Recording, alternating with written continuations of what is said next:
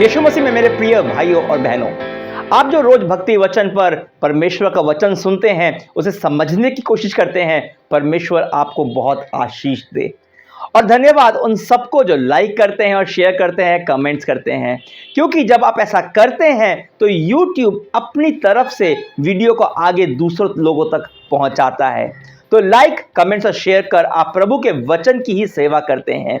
उनके लिए धन्यवाद। जो नहीं करते, करिए ना, क्यों नहीं करते। कुछ सेकंड तो लगते हैं।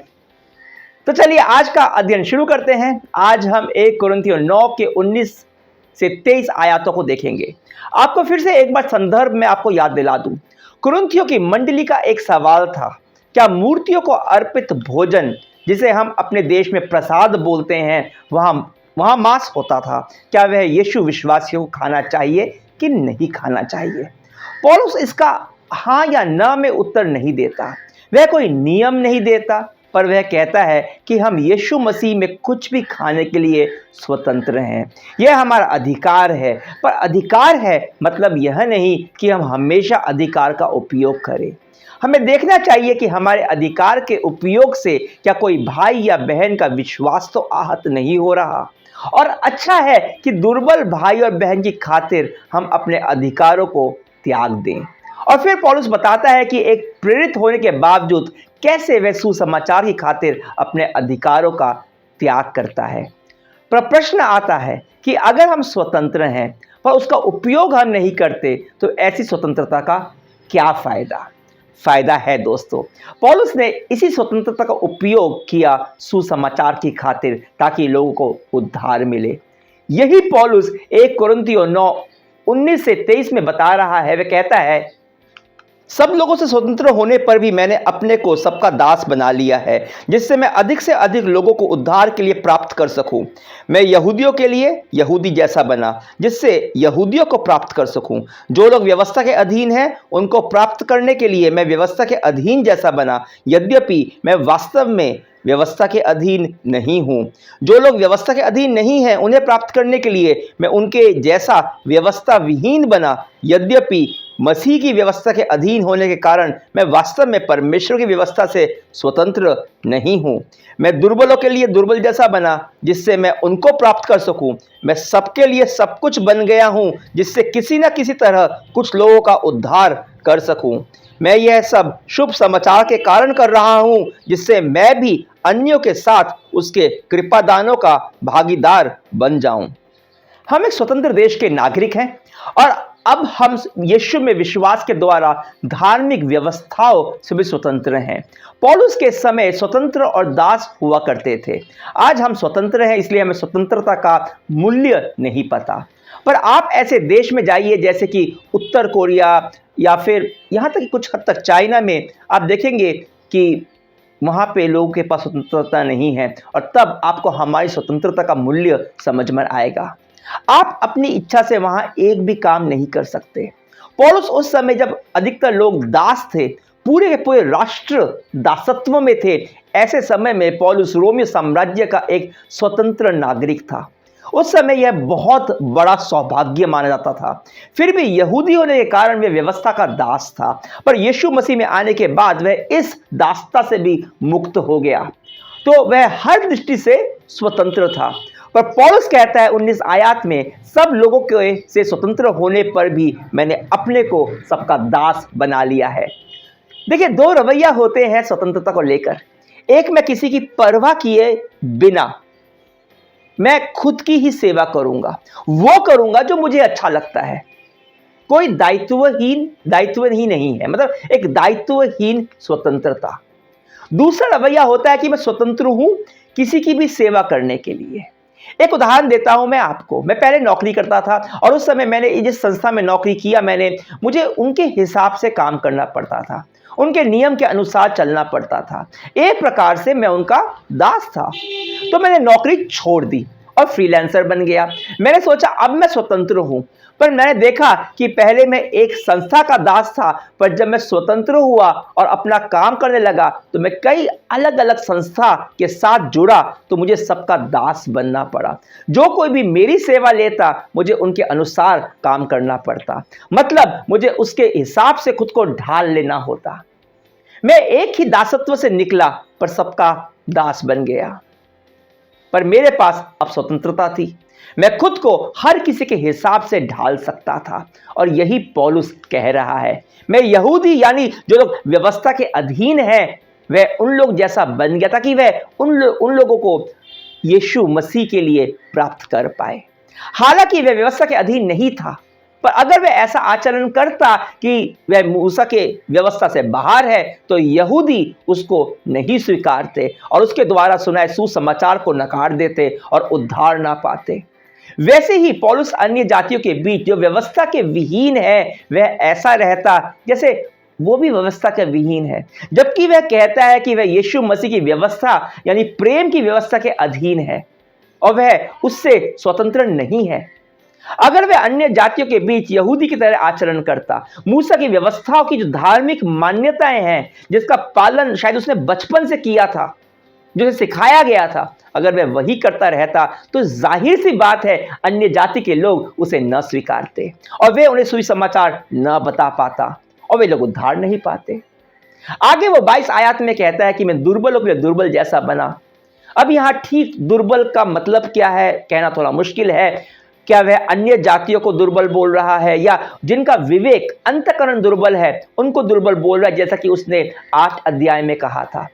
पर जिस भी अभिप्राय से पौलुस ने दुर्बल शब्द का उपयोग किया हो, मतलब तो बिल्कुल साफ है।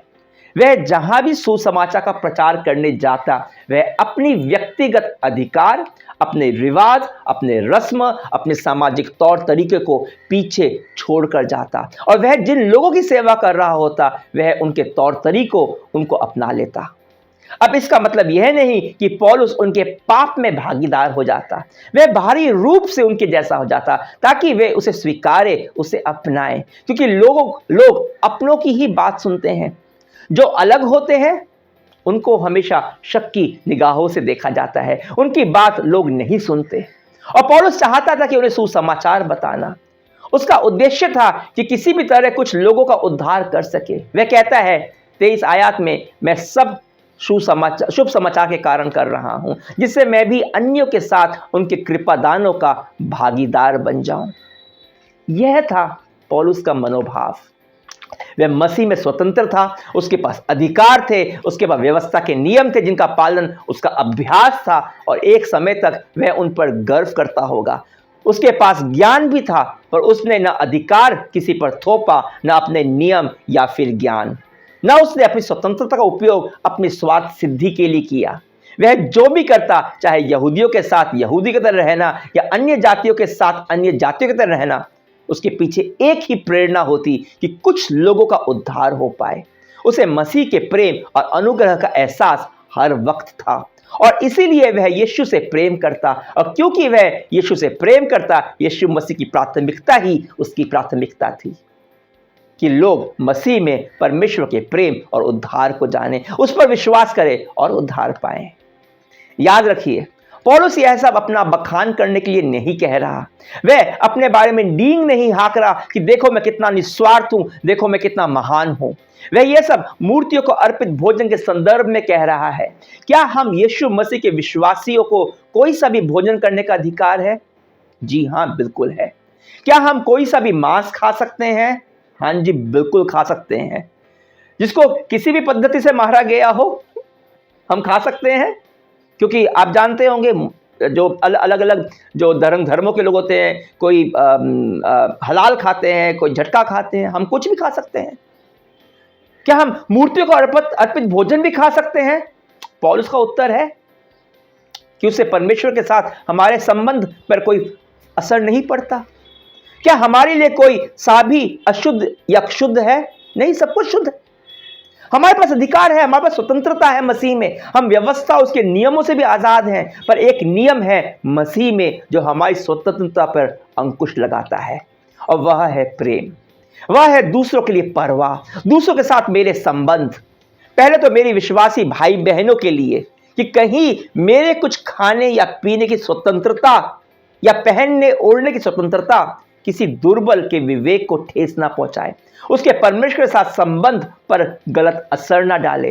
पर जब बात आती है अपने अविश्वासी भाइयों की, उनसे संबंध बनाना भी तो जरूरी है कि बाहरी रूप से आप उनके जैसे बन जाओ, ताकि वे आपको अपनाएं, अपना दोस्त समझें। तभी वे आपसे परमेश्वर के प्रेम और यीशु मसीह के बारे में सुनने को तैयार होंगे। मेरे को जवान विश्वासी मित्र हैं, वे लोग जवानों के बीच सेवा करते हैं, और सामान्य जवानों के बीच नहीं, पर उनके बीच जो लोग नशे की लत में है, जो ड्रग्स लेते हैं, जो शराब पीते हैं, उसकी आदत है उन्हें। ये ड्रग एडिक्ट्स जो होते हैं, शराबी होते हैं, कहां मिलते हैं? जाहिर सी बात है, ये कलीसिया में तो नहीं मिलते। यह लोग मिलते हैं नशे के अड्डे पर। तो मेरे मित्र कहां इन लोगों से संबंध बनाते हैं? इन्हीं अड्डों में जाकर। अगर आप उनके बालों को देखेंगे, उनका पहनना ओढ़ना देखेंगे, तो आपको लगेगा ये लोग भी एडिक्ट है। लगते वैसे हैं, लंबे बाल, दाढ़ी, अजीब सा पहनावा। इसका मतलब यह नहीं कि ये लोग नशा करते हैं, बिल्कुल भी नहीं, पर यह लोग ऐसे बने हुए हैं ताकि नशे की आदत में पड़े इन जवानों से दोस्ती कर सके, उसको यीशु मसीह के बारे में बता सके, और उनकी सेवा के कारण कई लोग यीशु मसीह को जान पाए और अपने नशे की आदत से आजाद हो गए, उनका उद्धार हुआ। मैं इन मित्रों ने मेरे इन मित्रों ने मसीह में अपनी स्वतंत्रता का, कुछ भी पहनने की स्वतंत्रता का, कहीं भी जाने की आजादी का भरपूर उपयोग किया, पर अपने स्वार्थ के लिए नहीं, अपनी सेवा करने के लिए नहीं, पर सुसमाचार की खातिर। तो अगर आप विश्वासी हैं पर आपके परिवार वाले विश्वासी नहीं हैं, तो उनसे नाता मत तोड़ लीजिए, उनसे अलग थलग ना हो जाइए।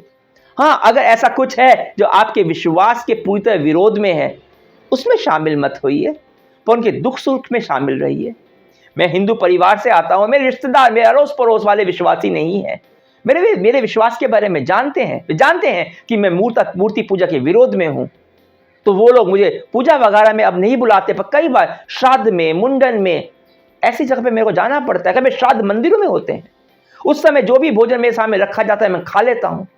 पर हाँ, अगर कुछ प्रसाद के नाम से दिया जाता है तो मैं हाथ जोड़कर प्रेम पूर्वक विनम्रता से मना कर देता हूं। इसके बारे में हम लोग आगे बात करेंगे अगले सप्ताह। क्या लगता हूं कि अपने मना करने के लहजे से उनके दिल को ठेस ना पहुंचाऊं, और मैं ऐसा इसलिए कर पाता हूं क्योंकि मुझे यीशु मसीह में अपनी स्वतंत्रता का ज्ञान है। साथ में मुझे यह भी ज्ञान है कि कोई भी भोजन जब मैं धन्यवाद के साथ ग्रहण करता हूं, वह मेरे लिए उचित है। आप देखेंगे पौलुस 10 अध्याय में अलग अलग परिस्थितियों के बारे में बताएगा जहां आप भोजन ग्रहण करेंगे और कहां नहीं करेंगे। मतलब कुछ खाना सही है कि गलत, यह परिस्थिति और उसके संदर्भ के ऊपर निर्भर करता है। बस एक ही प्रश्न जो आपको पूछना है कुछ खाने से पहले, जो खाना मुझे दिया जा रहा है, कि क्या यह खाना प्रेम होगा या प्रेम नहीं होगा। कहीं ऐसा तो नहीं कि मैं अपने लालच के लिए खा रहा हूं, और अगर मैंने खाने का निर्णय लिया है तो क्या प्रेम के वश में लिया है या जीभ के लालच की वजह से।